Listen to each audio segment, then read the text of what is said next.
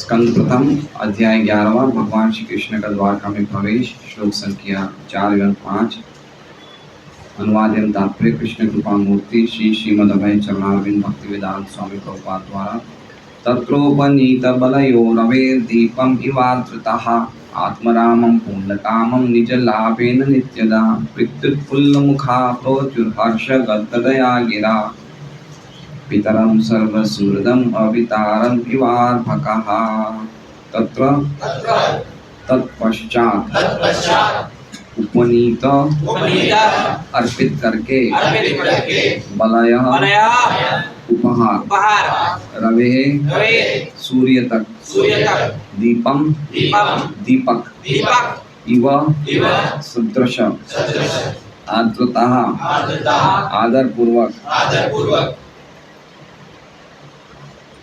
आत्मा आरामम आत्मनिर्भर को पूर्ण कामम पूर्णतया संतुष्ट निज लाभेन अपनी निज शक्ति से नित्यदा निरंतर पूर्ति करने वाले प्रीति स्नेह उत्फुल्ल मुखा प्रसन्न मुख रोचु कहा हर्ष प्रसन्न होकर गदगदया आह्लाद युक्त गिरा वाणी पितरम पिता को सर्व सभी सुहृदम मित्रों को अवितारम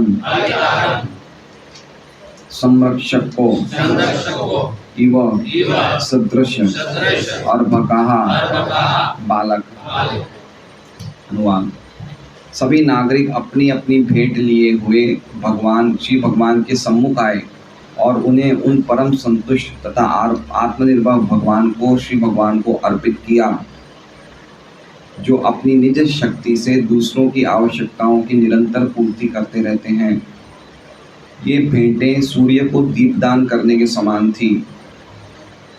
फिर भी सभी नागरिक श्री भगवान के स्वागत में ऐसी आह्लादमयी भाषा में बोलने लगे मानो संतानें अपने अभिभावक तथा पिता का स्वागत कर रही हों। ओम अज्ञानतिमिरान्धस्य ज्ञानाञ्जनशलाकया चक्षुरुन्मीलितं येन तस्मै श्रीगुरुवे नमः। नाम श्रेष्ठं मनोविशचि पुत्रं अत्र स्वरूपं रूपं तस्याग्रजं पुरुपुरीं माधुरीं गोष्ठवाटिं राधाकुण्डं गिरिवरम् अहोराधिका माधवाश्यां प्राप्तो यस्य कृपया श्रीगुरुं तन्नतोऽस्मि। वन्देऽहं श्रीगुरोः श्रीयुतः पदकमलं श्रीगुरुं वैष्णवांश्च श्रीरूपं साग्रजातं सगणनाथान्वितं सद्गुरुं साद्वैतं सावधूतं हरिजनसहितं कृष्णचैतन्यं श्रीराधा कृष्णपादां सैगं गुरु वैष्णव भगवान तीन स्मरण हय विघ्न विनाशन अनायास हय नित्य वांछित पूर्ण। हरे कृष्णा कृष्णा कृष्णा हरे हरे हरे राम राम राम हरे कृष्णा। तो हमने देखा कैसे पिछले श्लोक में भगवान के शंख की ध्वनि का श्रवण करते ही सब द्वारका के सभी प्रजा अपने भर्तु के दर्शन की लालसा से भागे का क्या शब्द है? प्रत्युद्यु सभी भागे।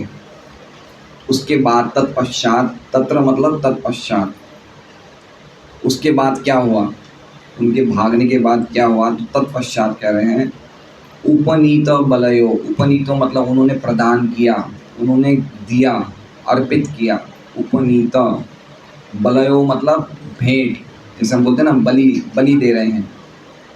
बलि दे रहे हैं मतलब बलि से हम लोगों को ऐसा लगता है कि भाई कोई नर को मार रहे हैं, पशु को पशु की बलि का मतलब भेंट देना।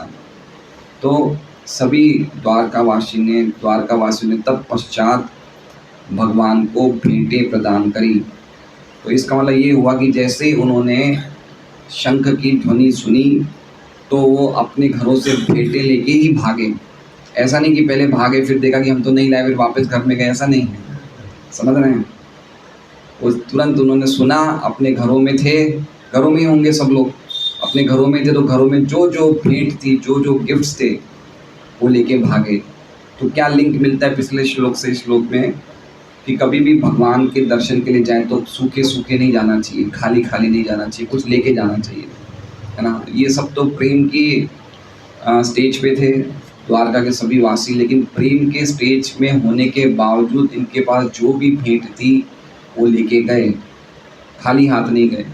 प्रभुपाद जी बोलते हैं कि संतों को, शुद्ध भक्तों को, महात्माओं को, या फिर भगवान को कभी भी हम दर्शन करने जाएं तो कभी भी खाली नहीं जाना चाहिए, कुछ फूल लेके जाना चाहिए, फूल नहीं हो तो फल लेके जाना चाहिए, फूल फल नहीं हो कुछ धन की राशि देना चाहिए, कुछ ना कुछ देना चाहिए। बहुत इम्पोर्टेंट पॉइंट है। तो कुछ ना कुछ उन्होंने बलयो मतलब भेंट प्रदान करी। तो क्या भेंटों की जरूरत है भगवान को? तो कह रहे हैं रवेर दीपम इवात्रता।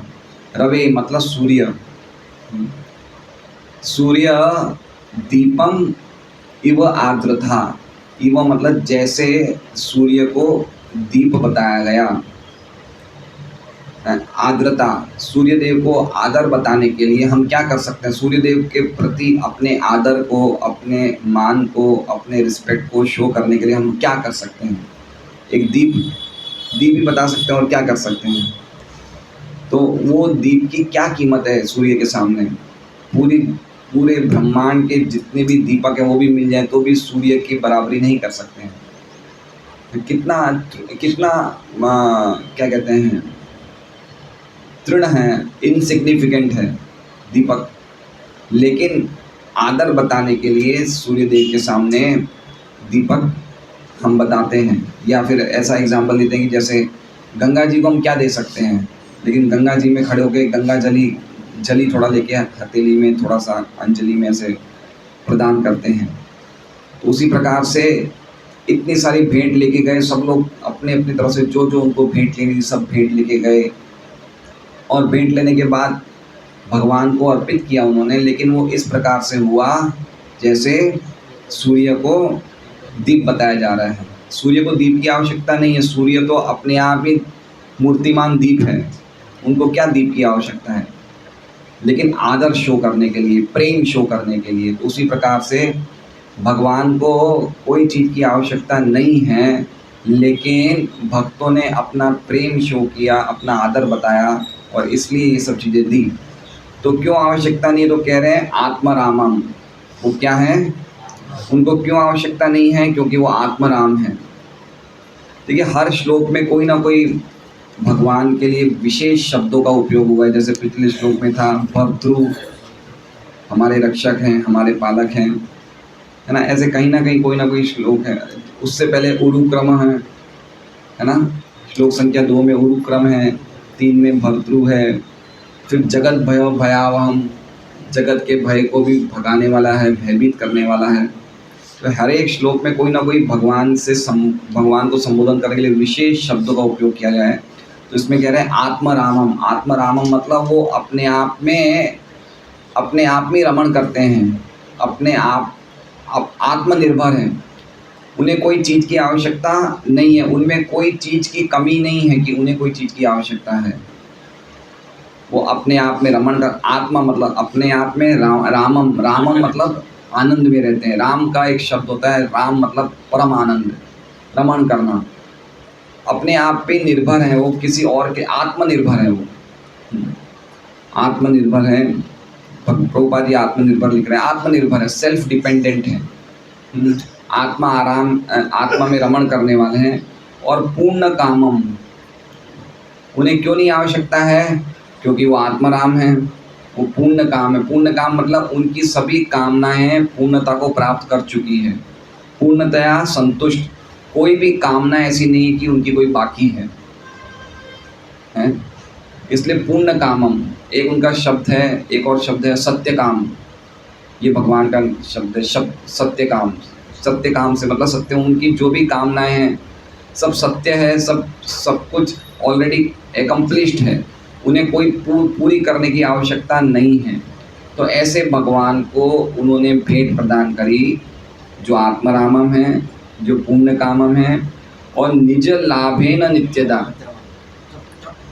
निज लाभेन मतलब अगर कोई कहे कि मैं तो बहुत कुछ दे रहा हूँ भगवान को, है, मैंने बहुत डोनेशन किया है भगवान को, तो जो हम दे रहे हैं वो भी भगवान निज लाभेन, निज मतलब खुद, और लाभेन मतलब खुद की शक्ति से, नित्यदा खुद की शक्ति से, नित्यदा मतलब हमारी आवश्यकताओं की पूर्ति करते हैं।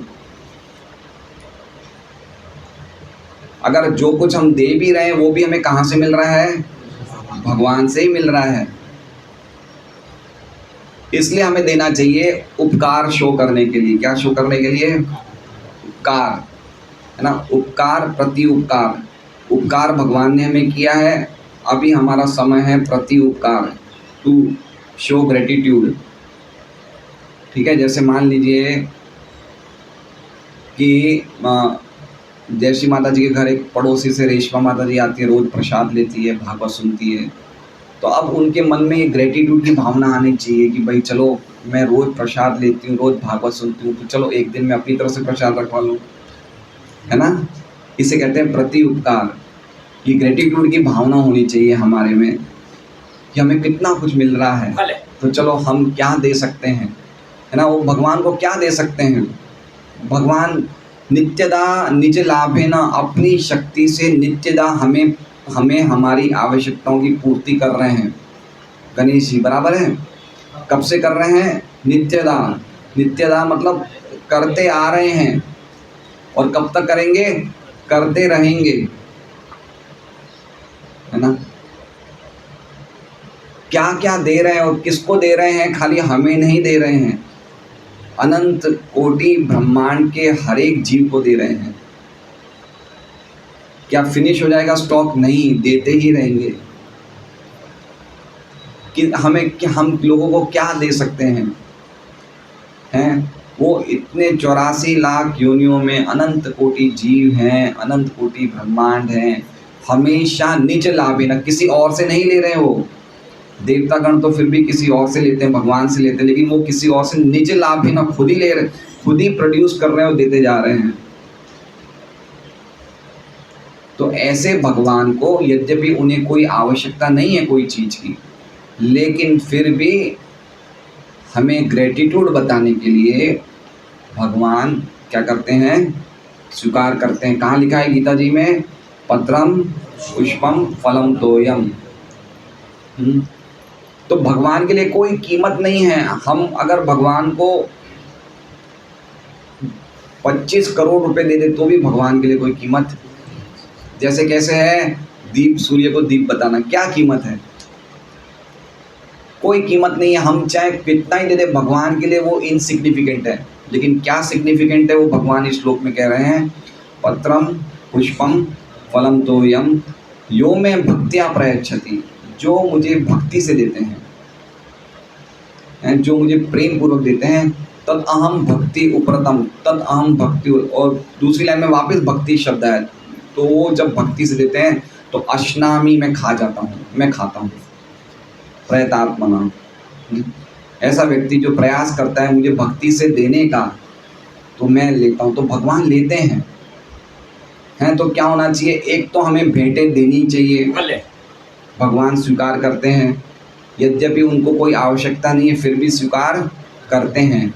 कब करेंगे स्वीकार? तो कह रहे हैं किस भावना से करेंगे? तो तीसरी लाइन में कह रहे हैं प्रीत्युत्फुल्ल मुखा, जब देने वाला प्रीति में होगा। प्रीति मतलब बड़े स्नेह से देता है। जैसे द्वारकावासी भेंट लाए लेकिन साथ सबने प्रीति से दिया। और उत्फुल्ल मुखा मतलब खिले हुए मुख से। उत्फुल्ल मुखा, प्रोचु मतलब वो बोले, क्या बोले? हर्ष गदगदया गिरा, हर्ष मतलब बड़े आनंद में, गदगदया मतलब अवरुद्ध कंठ में बोले, गिरा मतलब वाणी, है ना। तो भेंट देने के साथ साथ हमें आनंद भी होना चाहिए, और आनंद देने के साथ साथ भार भी होना चाहिए और अंदर भी होना चाहिए। इसलिए लिखा हुआ है उत्फुल्ल मुखा, खिला हुआ चेहरा और प्रीति अंदर, बाहर क्या है? खिला हुआ चेहरा, और अंदर क्या है? प्रीति। दोनों चीज़ ना, बाहर भी अंदर भी। हम लोग क्या देखते हैं? बाहर से स्माइल करते हैं, अंदर से बोलते हैं इतना क्यों ले गया मेरे से, है ना? जैसे हमारे मन में ग्रज आ जाता है, ग्रज मतलब समझ रहे हैं? ग्रज का मतलब देखिए, आप देखेंगे भागवतम में 17वें अध्याय में ग्रज का अर्थ बताया है। जैसे ग्रज, ग्रज मतलब देने के बाद अफसोस करना। इंग्लिश शब्द है ग्रज, GRUDGE, देने के बाद अफसोस। जैसे ये फिर रजोगुणी दान की कैटेगरी में आ गया, है ना? रजोगुणी दान की कैटेगरी कैसा है कि किसी ने पैसा मांगा तो जोश जोश में 5,000 दे दिया, लेकिन देने के बाद मन में क्या लगा, यार इतना क्यों दिया मैंने, बाकी सबने तो 1,000 दिया, मैंने 5,000 दे दिया, तो मन में अफसोस करना। तो ऐसा दान भगवान स्वीकार नहीं करते हैं। ये फिर वो दान नहीं, ये फिर वो सेवा नहीं हुई, ये फिर वो रजोगुणी दान हो गया, है ना? ऐसे अलग अलग दान की कैटेगरीज है। यत्तु प्रत्युपकारार्थम फलम उद्दिश्य वा पुनः दीयते च परिक्लिष्टम तद्दानम राजसंस्कृतम। यत्तु प्रत्युपकारार्थम, जो दान हम अपने नाम के लिए करते हैं, प्रति उपकारार्थम, उपकार, उपकार मतलब बताने के लिए कि हमने दान दिया है। फलम उद्देश्य वा पुनः, या फिर उसके बदले हम कुछ फल चाहते हैं। दीयते च परिक्लिष्टम, और देने के बाद परिक्लिष्टम, परिक्लिष्टम मतलब अफसोस होता है क्यों दिया मैंने। तद्दानम राजसंस्कृतम, वो दान कैसा है? वो रजोगुणी है, उस दान का कोई लाभ नहीं है। तो इसलिए द्वारका वासियों ने क्या कहा? ये देखिए, ये जो अध्याय ना, ये पूरा भगवान के और भगवान के शुद्ध भक्तों के बीच में जो आदान प्रदान है, दिव्य आदान प्रदान है, अद्भुत आदान प्रदान है, पूरा अध्याय उस पर समर्पित है। इसलिए इस अध्याय में ज़्यादातर फिलोसॉफिकल चीज़ें नहीं हैं, जैसे पिछले अध्याय में कुरु नारियों के संदेश थे कि सृष्टि के पहले आप विद्यमान थे, हमने सुना ना, गुण प्रकट हुए उससे पहले आप थे। इसमें फिलोसॉफिकल संदेश से ज़्यादा क्या है? प्रेम के लक्षण हैं, आपस में प्रेम भरे आदान प्रदान है। कितना प्रेम है द्वारकावासियों को कि बिल्कुल खिले हुए चेहरे से, उत्फुल्ल मुखा, खिला हुआ चेहरा है, प्रीति अंदर है, चेहरे में खिलखिलाहट, हृदय में प्रीति, और गदगदया, कैसे वो शब्द है? हर्ष गदगदया गिरा, मतलब अवरुद्ध कंठ, आह्लाद है, बोलने में, वाणी में आह्लाद है। तो भगवान पैसों से भी ज़्यादा हमारी वाणी को स्वीकार करते हैं, क्या आनंद से हम बोल रहे हैं। हर्ष गदगदया गिरा, तो 4 चीज़ें बताइए, प्रीति, उत्फुल्ल मुखा, हर्ष, गदगदया। ऐसे शब्दों से गिरा, गिरा मतलब वाणी से, शब्दों से प्रोचु बोले। देखिए भगवान कैसे क्या, भगवान का नाम ही प्रेम तनु है। प्रेम तनु मतलब उनका दिव्य शरीर प्रेमी है, प्रेममय है उनका शरीर, तो प्रेम की भाषा जानते हैं भगवान। इसलिए हमें भगवान, हम क्या दे सकते हैं? हम सोचते हैं हम मटर पनीर खिलाएंगे, मंचूरियन खिलाएंगे, हम क्या दे रहे हैं। कभी कभी लगता है हम कितना मेहनत किया भगवान को दिया। अरे भगवान के लिए क्या कीमत है उस चीज़ की? सहस्त्र लक्ष्मियाँ जो भगवान की सेवा कर रही है, आत्मरामम पुण्य कामम निज लाभेन नित्यदा, उनको क्या आवश्यकता है हमारी इनसिग्निफिकेंट ऑफरिंग्स की। इसलिए कभी भी ऑफरिंग करने में नंबर 1 नहीं बनना चाहिए कि मैंने सबसे ज़्यादा दिया, क्योंकि हम कभी भी नंबर 1 बन ही नहीं सकते हैं। हमसे कोई ना कोई ज़्यादा देने वाला होगा ही होगा हर चीज़ में। इसलिए अच्छा है अपने आप को तुच्छ समझना, अच्छा है ना, बिल्कुल गिरा हुआ समझें, मैं बहुत गिरा हुआ हूँ। इसमें भी गर्व दिखता है,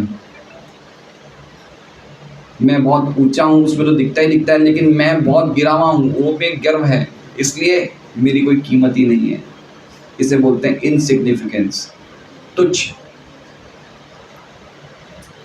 तो हमारे पास क्या है जो हम दे सकते हैं कृष्ण के लिए, और देंगे भी तो उनको क्या कीमत करेंगे वो, लेकिन फिर भी वो स्वीकार करते हैं, है ना। कभी कभी लोग बोलते हैं कि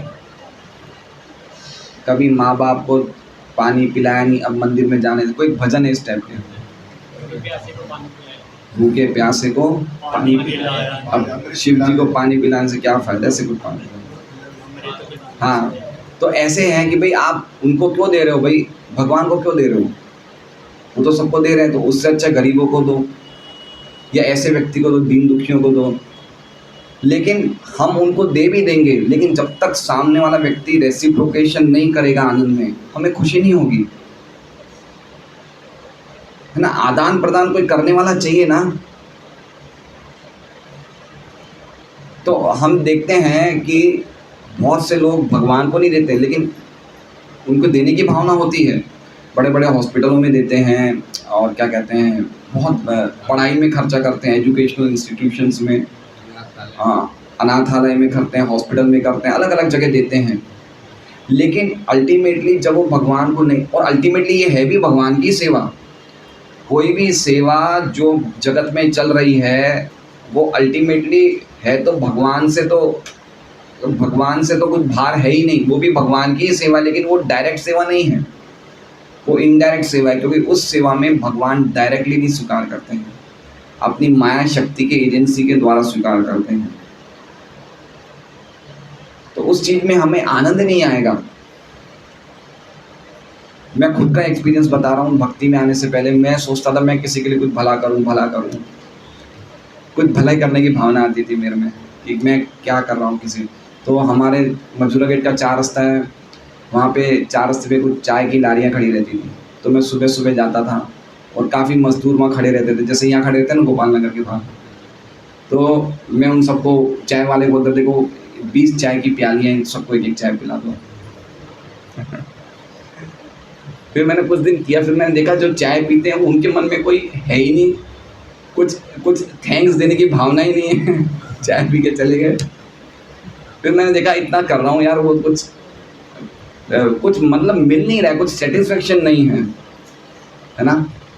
तो सेटिस्फेक्शन नहीं है, क्यों नहीं है, क्योंकि हम जिससे आदान प्रदान कर रहे हैं वो व्यक्ति कमी वाला है, उसमें कुछ कमी है, तो कमी होने के कारण वो हमें प्रॉपर्ली रेसिप्रोकेट नहीं कर रहा। लेकिन भगवान क्या है, आत्माराम है, पूर्ण काम है, तो कंप्लीटली रेसिप्रोकेट करते हैं। ये ऐसे समझना चाहिए कि भगवान की ही रिफ्लेक्शन हम हैं। रिफ्लेक्शन मतलब क्या समझते हैं, छाया, ठीक है। तो अब समझिए कि अगर लक्ष्मी नरसिंह प्रभु खूब अच्छी तरह अपने को सजाएंगे, अच्छा कुर्ता धोती पहनेंगे, तिलक लगाएंगे, अच्छे बाल बनाएंगे, और ये कांच में देखेंगे तो सुंदर लगेगी ना, रिफ्लेक्शन कांच में इनको सुंदर लगेंगे ना, तो उसी प्रकार से जितना हम भगवान को देंगे उतना हम सुखी हो जाएंगे, क्योंकि हम भगवान के रिफ्लेक्शन हैं। तो इसलिए अपने आप ही हमारा आनंद बढ़ेगा कि हम कृष्ण को दे रहे हैं ना। तो इसलिए सब लोग आनंद में थे। प्रीति उत्फुल्ल मुखा प्रोचुर हर्ष गदगदया गिरा।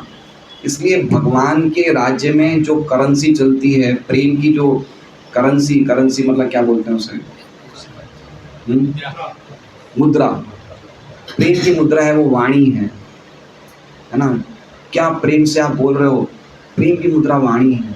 भगवान के राज्य में कोई ऊंचा नीचा नहीं है ना।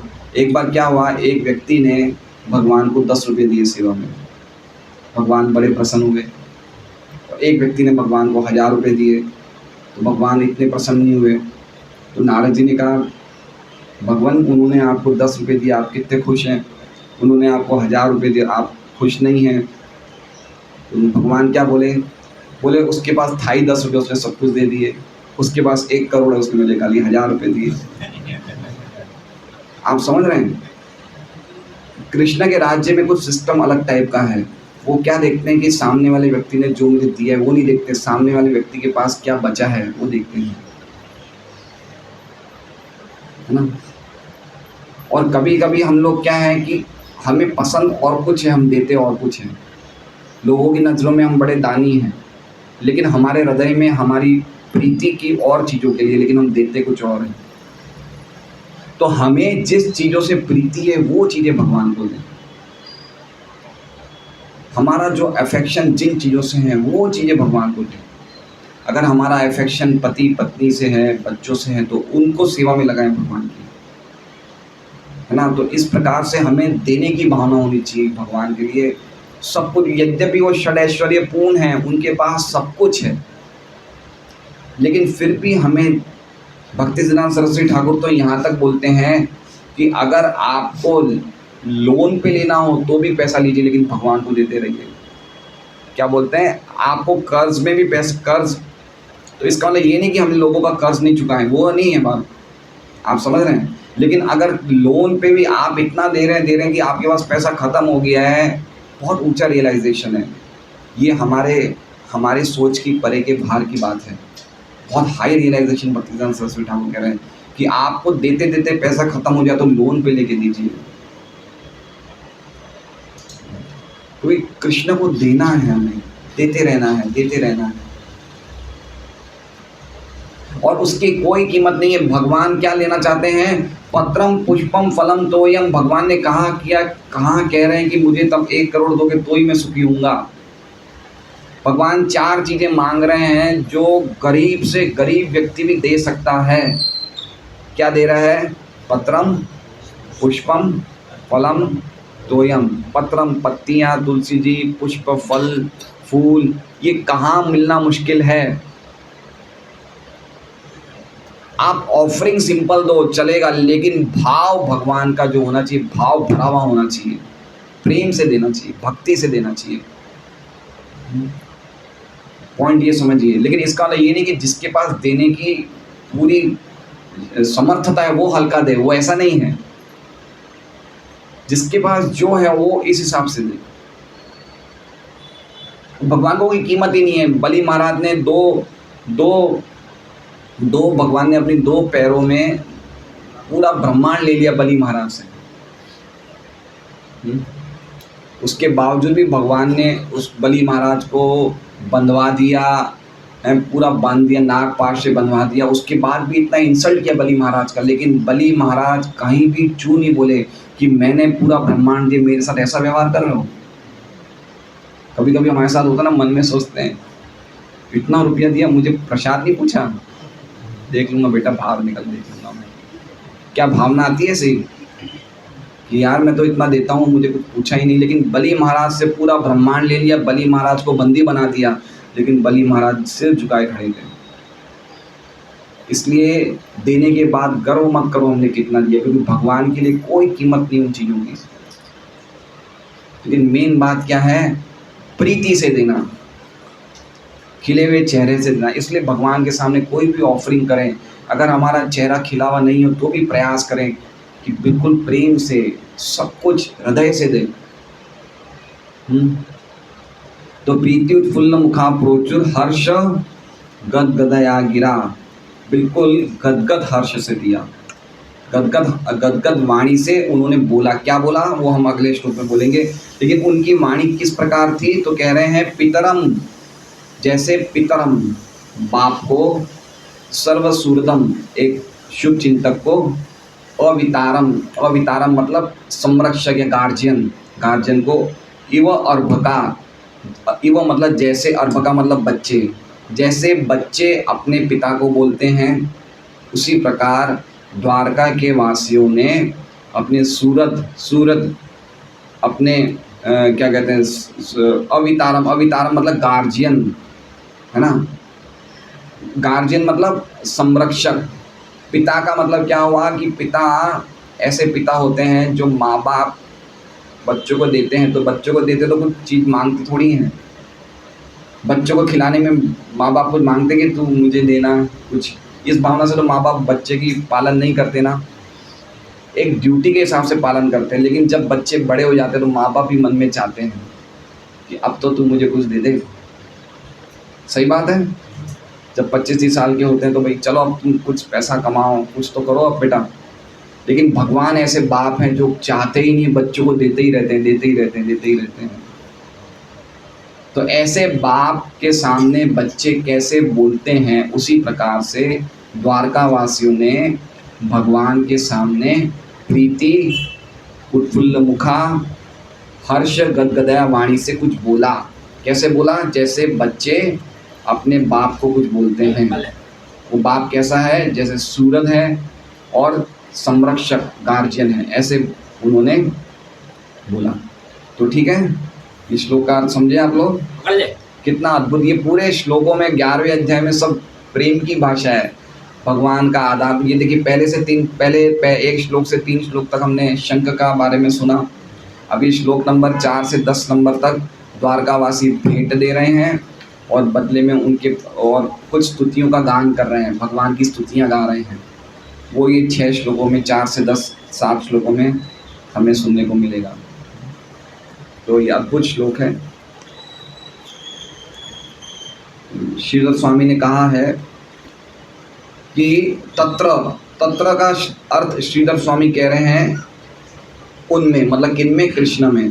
प्रभुपाद जी कह रहे हैं तत्पश्चात, श्रीधर स्वामी कह रहे हैं तत्र मतलब उन कृष्ण में। उपनीता मतलब समर्पण किया। क्या समर्पण किया? तो कह रहे हैं बलय मतलब भेंटों का समर्पण किया।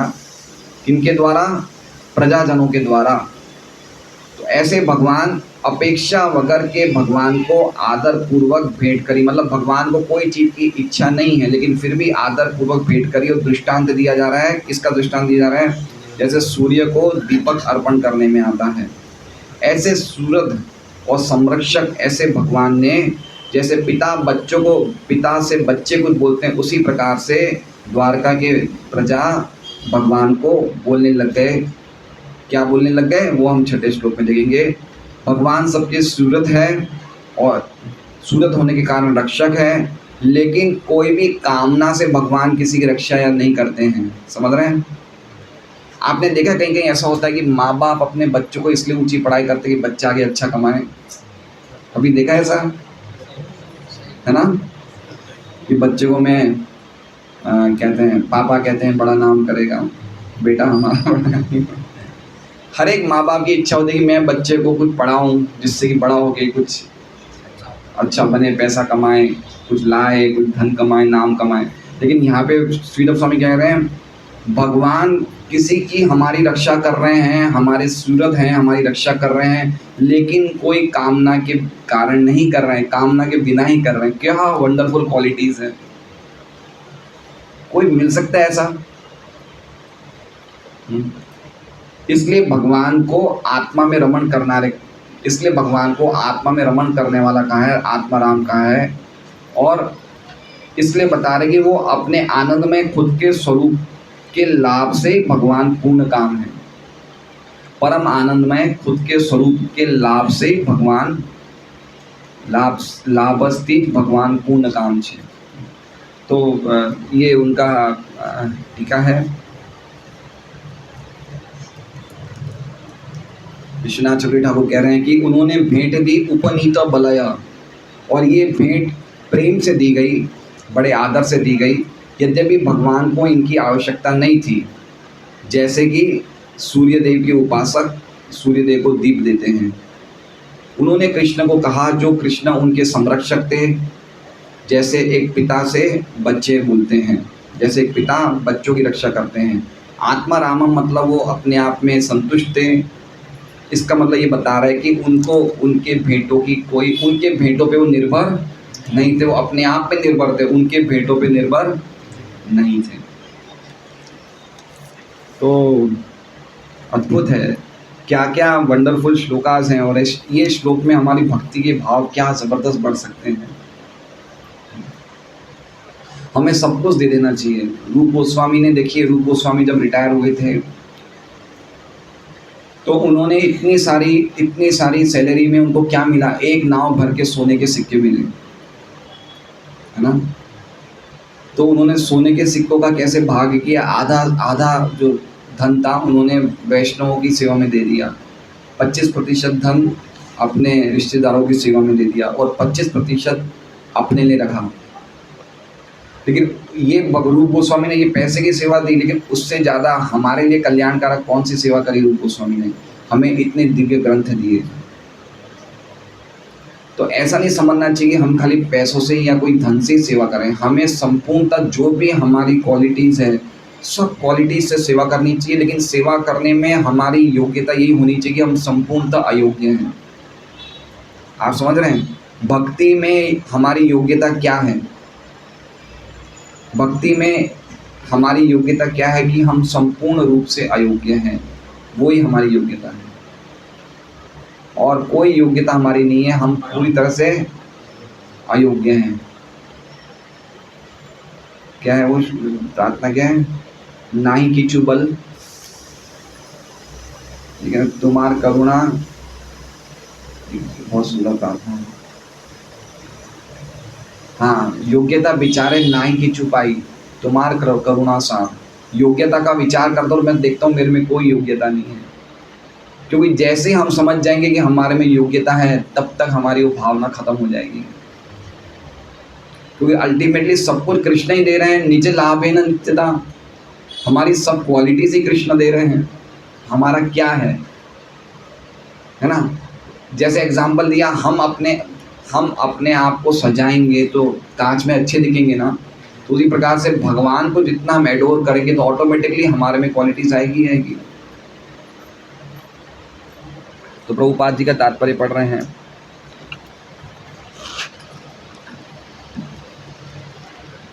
हरे कृष्ण।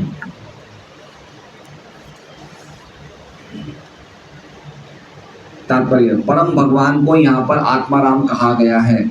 वे आत्मनिर्भर है और उन्हें अपने अलावा अन्यत्र सुख की खोज करने की आवश्यकता नहीं है। वे आत्मनिर्भर है क्योंकि उनका दिव्य अस्तित्व ही पूर्ण आनंदमय है। वे शाश्वत विद्यमान सत हैं, वे सर्वज्ञ चित हैं और सर्व आनंदमय आनंद हैं। अतएव उन्हें किसी भेंट की आवश्यकता नहीं है, चाहे वो कितनी भी मूल्यवान क्यों ना हो। उनके लिए कोई वैल्यू की नहीं है, जैसे हमने अभी चर्चा करी। फिर भी वे सबके शुभ चिंतक हैं। अतः यदि शुद्ध भक्ति में सेवा में कोई उन्हें कुछ अर्पित करता है तो वे उसे स्वीकार कर लेते हैं। ऐसा नहीं है कि उन्हें ऐसी वस्तुओं की आवश्यकता है, क्योंकि वस्तुएं स्वयं उनकी ही शक्ति द्वारा उत्पन्न की जाती है। कहाँ लिखा है? निज लाभे ना, है ना? उनको क्या वस्तु की चीजें, वस्तु तो वही तो दे रहे हैं। इसलिए हमें देते रहना चाहिए। एक बार हमारा ये शरीर छटक गया, छटक गया मतलब समझ रहे हैं? एक बार ही ऐसे बोलते ना, हमारी छटकी गई गुजराती में तो एक बार ये शरीर निकल गया ना, फिर हमें मौका गायब हो जाएगा। इसलिए जब तक हम हैं तब तक दे देना चाहिए। एक हमारी मार्केट की भाषा है, वो मैं बोलना चाहूँगा। भाषा तो अच्छी नहीं है, लेकिन हमारे टेक्सटाइल मार्केट में, कपड़े की दुकानों में बोला जाता है, चिंदी चोर। सुना है? अरे चोरी कर रहा है चिंदी की। चिंदी मतलब पता है, साड़ी के बंडल बांधते ना वो कपड़े की। अरे तो ऐसे नहीं बनना चाहिए, मतलब समझ रहे हैं? इतने कंजूस नहीं होना चाहिए, देने की भावना होनी चाहिए, क्योंकि अल्टीमेटली सब कुछ उन्हीं से मिल रहा है। कितना रोक पाएंगे हम 2 हाथों से रोकेंगे, भगवान 10 हाथों से ले लेगी हमसे। तो अच्छा है कि हम स्वेच्छा से ही देते हैं, है ना? कैसे आए थे हम लोग? गणेश जी जन्म कैसे लेते हैं? कौन से कपड़े धोती कुर्ते में आते हैं जन्म लेते हैं? नग्न आते हैं, और जाएंगे भी सब कुछ निकाल देंगे। क्या बात है, वो अंगूठी सब निकाल देंगे। खाली हाथ आए, खाली हाथ गए हैं। तो जो कुछ भी भगवान दे रहे हैं, अल्टीमेटली भगवान की सेवा में दे देना चाहिए, स्वेच्छा से देना चाहिए। ये तो जबरदस्ती हमें निकाल दिया जाएगा। जिस स्थिति में है उस स्थिति से हमें लात मार के निकाल दिया जाएगा, चाहे 10 साल बाद, चाहे 20 साल बाद, चाहे 50 साल बाद, चाहे 60 साल बाद। कोई भी स्थिति वैसी नहीं रहने वाली है ना? सनातन गोस्वामी जब जेल में थे, रूप गोस्वामी तब महाप्रभु से मिलने जाते हैं प्रयागराज। तो रूप गोस्वामी सनातन गोस्वामी को चिट्ठी लिखते हैं, और क्या लिखते हैं कि कहाँ गई राम की कौशल्या नगरी, कहाँ गई यदुओं की मथुरापुरी, ये जगत नित्य नहीं है। मतलब उन्होंने बताया जाए कि आप भी समय ज़्यादा टाइम जेल में नहीं रहोगे, छूट जाओगे। पॉइंट समझ रहे हैं? स्मरण नित्यम अनित्यत्वम। हमेशा ये स्मरण नित्य रहना चाहिए कि ये जगत अनित्य है। इसलिए हमें देने की भावना रखनी चाहिए, देते रहना चाहिए, कभी मना नहीं करना चाहिए, और बिल्कुल प्रीति उत्फुल्ल मुखा, आनंद से देना चाहिए। अगर मान लीजिए कि मैं मिश्र भगवान प्रभु के घर गया और मैंने बोला प्रभु जी आज हमें सेवा के लिए आप 5100 रुपये दीजिए। अब वही मिश्र भगवान ऐसा बोल दे कि ज़्यादा नहीं है प्रभु जी, हैं, मतलब देंगे लेकिन थोड़ा सा सुस्त होके देंगे, और वही मिश्र भगवान ऐसा बोले कि प्रभु जी पूरा घर ही आपका है, लीजिए। कितना ये देखिए वाणी वाणी में कितना फ़र्क आ गया, समझे। तो कहने का मतलब कि आप कोई मांगने आ रहा तो समझिए कि कोई भगवान के काम में लग रहा है, तो खूब खुले वाणी से खुले हृदय से देना चाहिए। ये इसमें द्वारकावासी दे भी रहे हैं, बड़े सुखी हैं आनंद से, बाहर से भी चेहरा खिला हुआ है और साथ साथ में प्रेम प्रेम भरे वचन भी बोल रहे हैं, तो हर तरीके से 100% वो आनंद में है।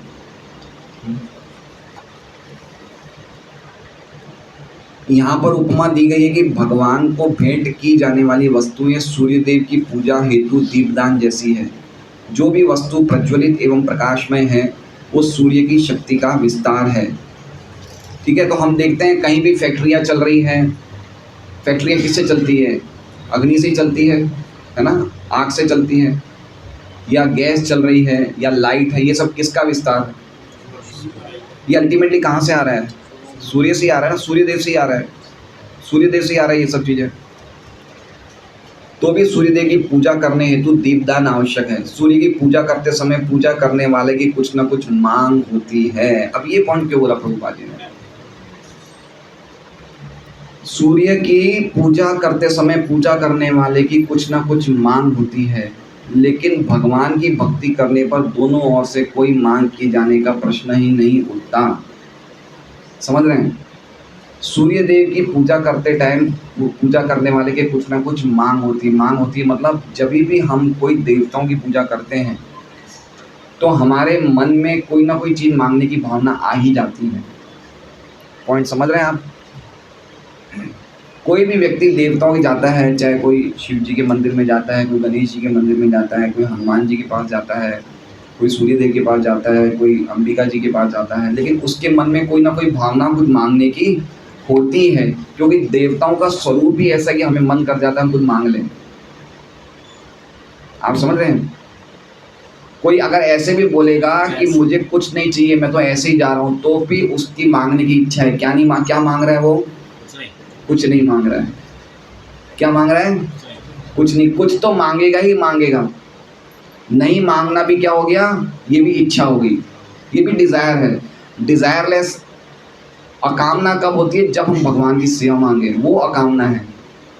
नहीं मांगना ये भी नेगेटिव साइड है, ये भी इच्छा ही है, मुझे कुछ नहीं चाहिए। इसलिए प्रभुपाद जी ऐसा लिख रहे हैं कि सूर्य देव से भी कोई मांग नहीं चाहते, लेकिन भगवान की भक्ति में ना तो भगवान कोई भौतिक चीज़ देते हैं और ना ही जो भक्त होता है वो भौतिक चीज़ कुछ मांगता है। इसलिए लिखा है कि भगवान की भक्ति करने पर दोनों ओर से कोई मांग किए जाने का प्रश्न ही नहीं उठता है। दोनों ओर से, समझ रहे हैं?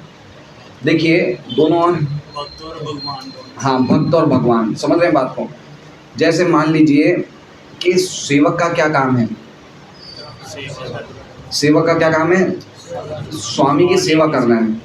अगर वो मांग लेगा ना तो सेवक सेवा करना उसका बंद हो गया। और स्वामी का क्या काम है? उसे सेवा में लगाए रखना। अगर उसने कुछ दे दिया ना तो उसकी भी एक गड़बड़ हो गई कि उसने उसको अप्रिशिएट कर लिया। तो स्वामी काम सेवा देता रहता है, सेवक करता रहता है। तो ना स्वामी कुछ देता है ना सेवक कुछ मांगता है। तो उसी तरह से भक्त और भगवान का जो रिलेशन होता है, भक्त भगवान देते हैं लेकिन भौतिक चीज़ें नहीं देते हैं। आगे बताएंगे इसमें। भौतिक चीज़ नहीं देते, क्यों? क्योंकि वो भगवान जानते हैं कि ये देने से इसकी भक्ति में बाधा आ जाएगी, इसलिए भगवान उसे दिव्य ज्ञान देते हैं, भक्ति देते हैं, उसको एनलाइटनमेंट करते हैं, हृदय से हृदय का प्रकाशित करते हैं, लेकिन भौतिक चीज़ नहीं देते हैं उसे। ये तो श्री भगवान और भक्त के बीच शुद्ध प्रेम तथा स्नेह का प्रतीक है। श्री भगवान सभी जीवों के परम पिता हैं। अतएव जो लोग भगवान के साथ इस महत्वपूर्ण संबंध से अवगत हैं वे पिता से पुत्र की तरह मांग कर सकते हैं, और पिता भी बिना किसी शर्त के अपने आज्ञाकारी पुत्रों की मांग पूरी करने में प्रसन्नता का अनुभव करता है। तो ये पहले प्रभुपाद जी क्या कह रहे हैं कि भक्त भगवान से कुछ मांगता नहीं है, लेकिन इसमें क्या कह रहे हैं, जब एक संबंध स्थापित हो जाता है, जैसे पिता और पुत्र का संबंध है, तो पुत्र कुछ मांग सकता है भगवान से, उसमें मांगने की विशेष प्रधानता नहीं है, उसमें किस चीज़ की प्रधानता है, प्रेम की प्रधानता है। एक संबंध है, एक प्रेम है कि भाई ठीक है, मैंने अपने बाप से मांगा है ना कुछ, समझ रहे हैं। तो इसलिए प्रभुपाद जी कह रहे हैं पिता से पुत्र की तरह मांग कर सकते हैं, और पिता भी बिना किसी शर्त के अपने आज्ञाकारी पुत्रों की मांग पूरी करने में प्रसन्नता का अनुभव करता है। श्री भगवान कल्पवृक्ष के समान हैं और उनसे कोई भी व्यक्ति उनकी अहेतु की कृपा से कुछ भी प्राप्त कर सकता है, किंतु परम पिता होने के कारण भगवान अपने शुद्ध भक्तों को कोई ऐसी वस्तु नहीं देते जो भक्ति के मार्ग में बाधक हो। अब इसमें इंपॉर्टेंट पॉइंट क्या है, शुद्ध भक्तों को, है ना, जो वास्तव में गंभीर है, जो शुद्धता से भक्ति कर रहे हैं, तो भगवान उसके हृदय को देख रहे हैं, तो भगवान देख रहे हैं कि अब इससे ऐसी कोई चीज़ नहीं दूंगा। कोई सकाम भक्त होता है ना, सकाम भक्त, सकाम मतलब वो भक्ति कर रहा है लेकिन उसकी कुछ कामनाएं होती है, उनको भगवान दे देंगे। लेकिन कोई शुद्धता से भक्ति कर रहे हैं तो उनको फिर भगवान ऐसी कोई वस्तु नहीं देंगे जो उसके भक्ति के मार्ग में कोई ना कोई अड़ंगा डाल दे, ऐसी चीज़ नहीं देंगे। एग्जाम्पल हमने पढ़ा था भागवतम में कहीं, नारद जी, ध्रुव महाराज का अभी तक आया नहीं है, नारद जी पढ़ा था हमने। नारद जी देख रहे थे कि ये माता के मैं स्नेह में फंस गया हूँ, याद है, और माँ के लिए खाली नारद ही थे सहारे। नारद जी छोटे थे, वो अपने आप को छोड़ नहीं पा रहे थे उस स्नेह से, तो भगवान ने क्या किया, ऐसा आयोजन किया कि उनको सांप, उनकी माता जी को सांप ने डस दिया, है ना, पढ़ा था ना हमने। तो इस प्रकार से भगवान देख रहे हैं शुद्ध भक्ति के बाधक कोई बने नहीं। इसलिए जैसे प्रभुपाद जी हैं, प्रभुपाद जी की फैक्ट्री में आग लग गई, है ना, जब वो झांसी में थे, प्रभुपाद जी बोले कि यस्याम अनुगुणामि हरिष्ये तद्धर्म शनैः, जिस पे भगवान कृपा करते हैं उनका जो कुछ भी है सब हार लेते हैं। डर जाएंगे हम, नहीं भाई हमें तो ऐसा नहीं बनना। लेकिन अगर जो कुछ ले भी रहे तो वो उन्हीं का ही तो है, निज लाभे न नित्यता, वो उन्हीं की तो चीज है। अगर मान लीजिए नारद जी से भगवान ने उनकी माँ ले ली, तो माँ भी तो उनकी शक्ति से तो निर्मित हुई है। ये हायर अंडरस्टैंडिंग है कि हमारा है क्या। अगर ले भी लिया तो भगवान ने इसमें क्या हो गया, उनको पूरा राइट है।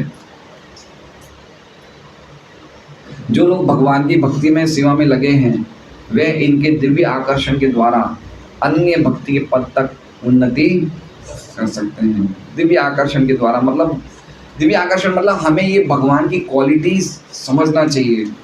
हम भागवत में जो दिव्य श्लोक हैं वो ये बता रहे हैं कि भगवान की क्या क्वालिटीज हैं, कैसे रक्षा करते हैं, कैसे पालन करते हैं, पूर्ण काम है, आत्मराम है, निज लाभेन नित्यदा है ना। और देखिए एक और बहुत अच्छा श्लोक है, शब्द है अवितारम। अवितारम मतलब हमारे गार्जियन हैं, हमारे संरक्षक हैं। सब कुछ क्या भगवान नहीं दे रहे हमें? कितने टाइम से दे रहे हैं बताइए? हमें जो चीज की आवश्यकता है कृष्ण नहीं दे रहे हमें। हमें नींद की आवश्यकता है, कृष्ण नींद दे रहे हैं, भोजन दे रहे हैं, हवा दे रहे हैं, सब कुछ दे रहे हैं। कब से दे रहे हैं? अनंत टाइम से दे रहे हैं, कब तक देते रहेंगे, आगे भी देते रहेंगे। तो हमारा ग्रेटिट्यूड किसके बदले हमें करना चाहिए? हमें प्रति उपकार किसको बताना चाहिए? भगवान को बताना चाहिए। तो ये समझना चाहिए कि हमारे पास जो कुछ भी संपत्ति है हमें पूरी तरह से सर्वस्व, हमारी भावना होनी चाहिए कि सर्वस्व हमें भगवान को देना चाहिए। ये भावना होनी चाहिए। खाली संपत्ति नहीं, जो कोई भी हमारे में क्वालिटीज है, जो कुछ भी हमारी चीज़ें हैं, कोई बहुत अच्छी रसोई बनाना जानता है, कोई बहुत अच्छा गाना जाता है, तो उसमें बेस्ट करे। बेस्ट मतलब सर्वश्रेष्ठ चीज़ दें। कभी कभी हम लोग भगवान का गुल्लक सही करते हैं तो लोग फटे हुए नोट दे देते हैं। जो नोट काम में नहीं आते किसको देते हैं? भगवान को देते हैं। तो ऐसा नहीं है, सबसे बेस्ट चीज़ देनी चाहिए हमें। बेस्ट समय, जीवन का बेस्ट समय देना चाहिए, जवानी देनी चाहिए, बचपना देना चाहिए, हर एक चीज़ बेस्ट होनी चाहिए हमारे पास। सर्वश्रेष्ठ चीज़ कृष्ण को देनी चाहिए हमें। बुढ़ापा देते हैं वो बात सही है, लेकिन कोई भी टाइम पे भगवान के पास जाए वो सही है, लेकिन अल्टीमेटली जो हमारी प्राइम यूथ है, हमारा जो यौवन है, जो बचपन है, जो कौमारम, प्रहलाद महाराज कहते हैं कौमारम क्या है, कौमारम आचरित प्राज्ञो। इस तरह से कृष्ण की क्वालिटीज से हम कितने आकर्षित हुए उस पर हम सब दे देंगे। क्या आपको नहीं लगता है कि मोदी जी को इतने वोट क्यों मिलते हैं? क्यों मिलते हैं? एक मटेरियल एग्जांपल दे रहे हैं, भगवान से इसको हम कोई तुलना नहीं कर सकते हैं, लेकिन उनकी क्वालिटी से लोग आकर्षित होते हैं ना, कि देखो इसने अपने लिए कुछ नहीं रखा, कितना सिंपल है, परिवार वाले इसके बिल्कुल सिंपल है। तो कुछ क्वालिटीज हमें अट्रैक्ट करती नहीं करती हैं। गीता को सपोर्ट करो। गीता जी को सपोर्ट कर रहे हैं, या चलो ठीक है राम मंदिर बना रहे हैं, लेकिन मेन बात क्या है, उसकी पर्सनल क्वालिटीज क्या है, व्यक्ति की क्वालिटीज। इसमें प्रभुपाद जी लिख रहे हैं उनके दिव्य आकर्षण के द्वारा, भगवान के ऐसे आकर्षण की जब तक, देखिए मैं आपको बोल रहा हूँ आप भक्ति करिए तो आप मेरे कहने से करेंगे, लेकिन जब तक आपके खुद के हृदय में ये भावना नहीं आएगी कि भगवान की क्या दिव्य गुण है, तब तक मैं कब तक आपको ज़बरदस्ती कर सकता हूँ? ऐसा नहीं हो सकता ना। हमें जागृत होना ही पड़ेगा कि कृष्ण कितने महान हैं, और भागवतम है ही इसके लिए कि इसमें और कुछ लिखा ही नहीं है। इतनी क्वालिटीज़ गीता में भी भगवान की नहीं है जितनी भागवतम में है। क्यों नहीं है गीता में? क्यों नहीं है गीता में?